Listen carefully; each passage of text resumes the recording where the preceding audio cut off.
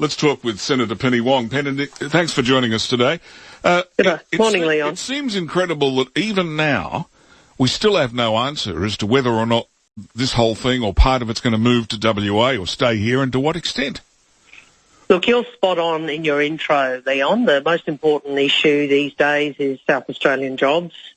And you're also spot on that the Morrison government has failed to ensure that there is a legal requirement for jobs and know-how on the submarine project here in South Australia. They keep talking in terms about we're going to maximise it.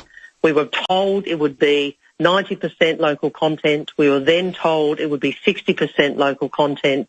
Now they're saying it's 60% of the contract value, which includes hotel stays, locally provided French lessons and travel agencies. Now, this is the largest buy contract that the country has ever engaged in, the submarine build. We should be leveraging it, not just for jobs, but strategic capability, that is, engineering know-how, high-tech capability here in South Australia. And instead of a legal requirement to ensure that we get that, we get more words, more promises, more announcements, but no delivery from Scott Morrison and his ministers, and it's very disappointing for South Australians. Penny, what's the delay? We were expecting an answer well before now. Why has this virtually fallen off the agenda? It appears to have. Well, that's a very good question, and one that Scott Morrison and the Liberal Defence Minister, Linda Reynolds, should answer. And it's one of the reasons the South Australian Labor team is wanting to press for this so strongly at this point, because we've got a build contract to be signed. It's the last chance this government has to make sure we actually get the sort of local content, jobs, know-how and capability that this project is capable of delivering. And it's time Simon Birmingham and Stephen Marshall made sure that they delivered this for South Australia. I mean, there's a bit of history here, and I know you've been following this. You remember the Libs wanted to build the subs in Japan, and they were stopped because of the local campaign.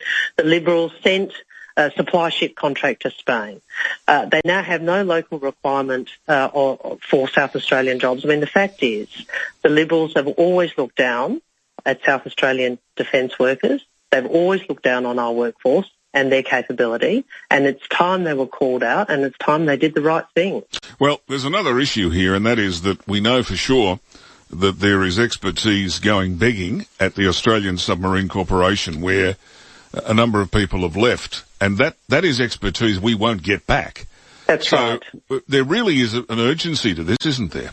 Absolutely, and there's been a lot of discussion about what's described as the valley of death. The fact is that because of the way in which this has been handled, you've got too many people with critical expertise who won't be there when the build does ramp up. Part of that is the failure by the coalition, by the Morrison government and by the South Australian Liberals to actually deliver the outcomes we need.